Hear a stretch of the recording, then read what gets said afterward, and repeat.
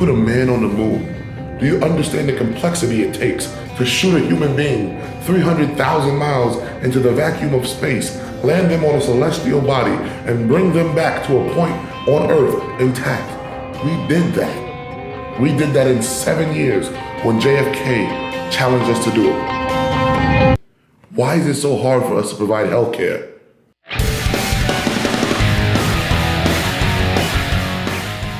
Actually, could you close your laptop? Oh yeah, I was going to. Okay. I work in it constantly. I just answer emails and stuff. Yeah. My name is Isiah James. I'm 33 years old. I am a community organizer, activist, disabled veteran, and now I'm a member of Congress. I'm a member of Congress. Speak things into existence. I'm running for Congress.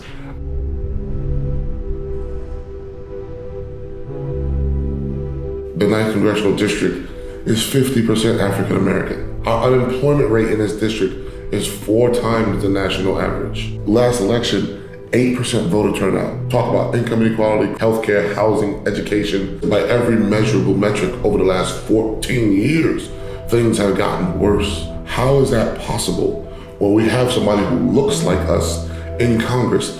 Yvette Clarke, daughter of Jamaican immigrants, she spent a few years on New York City Council, then in 2006, ran for Congress, won.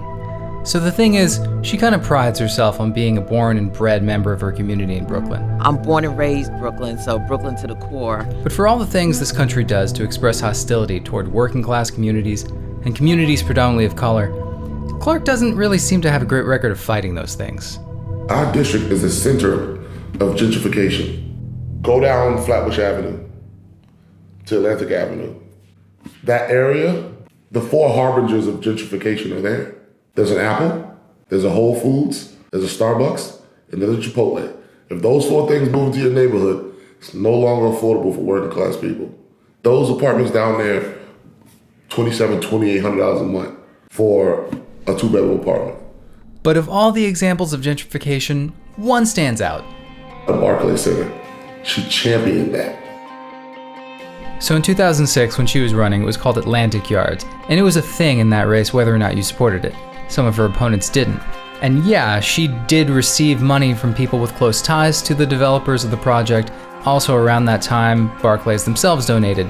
But the thing that makes it so strange when she talks about gentrification is she seems to place more emphasis on whether or not the new residents are getting along with the old residents than she does on whether or not the old residents are getting kicked out. People complain about gentrification. It's a real dilemma. For those who have been displaced, it's for the worse. For those who are new coming to the community, it's a new opportunity for them to live a different way of life. My concern is that it's inclusive of everyone. I want to be a bridge, quite frankly, towards what I call the longtime stakeholders and the newcomers. Because I think that we have a lot more in common than we have that divides us.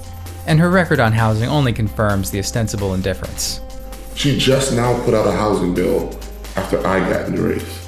All it does is a windfall for developers.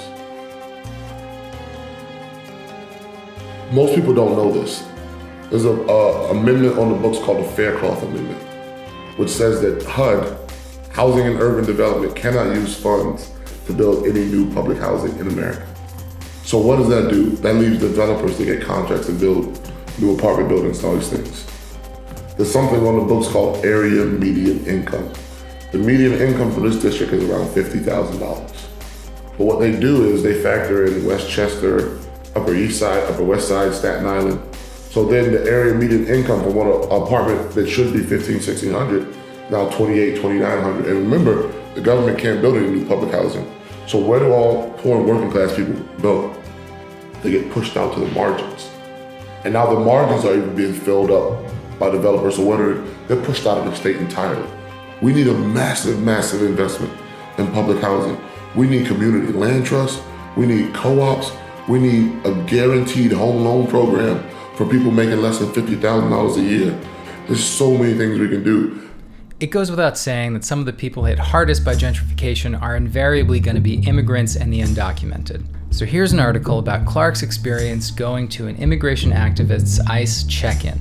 Clarke said that what she saw Monday morning while accompanying a New York immigration activist to his mandated check-in at the New York field office of U.S. Immigration and Customs Enforcement left her with serious concerns about the agency's secrecy and the way it treats the people it summons to its offices. Clarke said she found the entire episode troubling.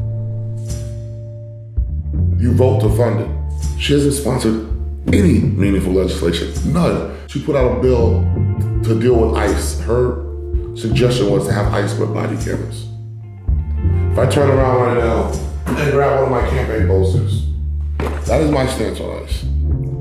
Her bill was to have ICE with body cameras. Tamir Rice was killed on camera. Eric Garner was choked to death on camera. How about we disband this organization? Don't vote to fund it every year, which they do. If something is wrong, there is no middle ground. There is no I feel concerned. Stand up to this fascist organization and defund it. That's number one. Number two, ICE uses facial recognition technology to round up immigrants in this country. Do you know where ICE gets that technology from? Who's the main producer of that technology? Amazon. If Hal bought Walmart, you'd get Amazon. Amazon makes facial recognition technology, which they spell with a K for a kind of Gestapo vibe. Recognition can detect a whole range of human attributes and emotions, including most recently, fear. And while some places are just trying to get rid of facial recognition software altogether, it would seem Yvette has a softer approach. She came out with a bill that would prohibit the use of biometric recognition technology in certain federally assisted dwelling units. Cool, that sounds great. But this is interesting. Rashida Tlaib co-sponsored that bill. A few days earlier, though, Rashida Tlaib authored her own bill, which just said, you can't use federal money to buy facial recognition technology at all. Yvette Clarke did not co-sponsor that bill. So, as a part of my activism work, I actually met the woman I'm challenging. I sat down across from her like I'm talking to you, and I pushed her on her support for Amazon and bringing it to New York City and for her to implore her to stop doing this. She wouldn't budge. Why does Amazon need a tax break? Amazon was about to move here with a $3 billion tax abatement. Activists like me and AOC and all the rest of them still be like, what the hell is, no, this is wrong. And they still decided to move here after we pulled the thing. So they didn't need it in the first place. Do you know who takes the most money from Amazon of any congressional representative in New York State? One Yvette Diane Clarke. A huge source of power is committee assignments. Good committee assignments are so valuable that Democrats actually have to pay extra party dues. The standard party due is $250,000, which is insane. But Yvette actually has to pay $400,000 for the privilege of being vice chair of Energy and Commerce. Which is a hugely important committee, which is why she takes so much money from the energy industry. Right now, on my campaign, we're writing policy proposals to give every homeowner in New York City solar panels. They get a tax break for installing solar panels, and we will give them a subsidy to install solar panels. Why hasn't she brought up a solar bill? You know why? Con Ed is one of her biggest donors. Con Ed is it. She would never come out and stand up against them, ever. She has the platform and megaphone to do it right now. Why hasn't she done it? But in all the ways Yvette Clarke comes up short, maybe one of the most egregious examples, and this goes for so many corporate Democrats, the military. Why there's no defense industry in Brooklyn? Why is Lockheed Martin, one of the biggest defense contractors in the world, donating to my opponent? $14,000 from Lockheed Martin, $22,000 from Northrop Grumman, but she's got donation after donation from Raytheon. And if you're unfamiliar with the universe of Raytheon products, here is a Raytheon product firing out of a ship, here is one blowing up an Iranian tank, and here's an actual fucking exoskeleton Raytheon built, I guess to fight the wars of tomorrow. To fight those wars, the black and brown bodies are going to be extracted from this very community. Think about it, in this district, which is 50% African American, there are no less than 8 recruiting stations. The insidious part is they stop right here at Empire Boulevard, because that's where the main part of the black district stops. Why is that? because they recruit people to look like me who don't have any economic upward mobility. I joined the military not as, like I said, not for some sense of patriotic duty. Dude, they were offering me a paycheck. So I joined the Army at 18 years old, 3 months out of high school. Went to basic training. 30 days after basic training, I was in Iraq. I didn't get to see my family afterward. My first deployment was supposed to be 12 months. They extended it to 15 months. So I spent 15 months, my first deployment. I spent 12 months, my second deployment in Iraq, and then they sent me on the third deployment to Afghanistan for 12 months. I've seen my friends blown to pieces. I've been talking to my friends like I'm talking to you, and 5 minutes later, they're gone. Children's body parts in the street that I've had to pick up. I got wounded on one of my deployments. They retired me. I retired at 27 years old. I'm 90% disabled from the Veterans Administration. I have no hearing in my left ear. My eardrum was ruptured, traumatic brain injury. I had to learn how to speak all over again because they call them prosthetics. They're not a prosthetic leg, but I wear a back brace, knee brace, ankle brace. So yeah, I pretty much got broken in the Army. But being inside the military, being inside that Leviathan, I saw how corrupt it is. I saw how the money is being spent. We're spending $80,000, $90,000 a missile to shoot it at poor black and brown people all over the world. So we need somebody who's going to stand up to the military-industrial complex, not take their money and do their bidding. The constellation of disenfranchisement and oppression is huge and vast and crazy, but actually really simple. Corporate Democrats like Yvette Clarke take money from the very industries from which we need protection.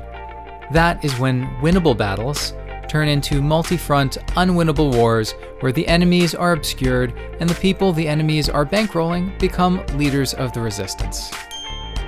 The fact that this is Shirley Chisholm's old seat, her motto was unbossed and unbought. She said if they don't give you a seat at the table, bring a folding chair. There's no seat at the table for people like us because the corporations are already sitting there.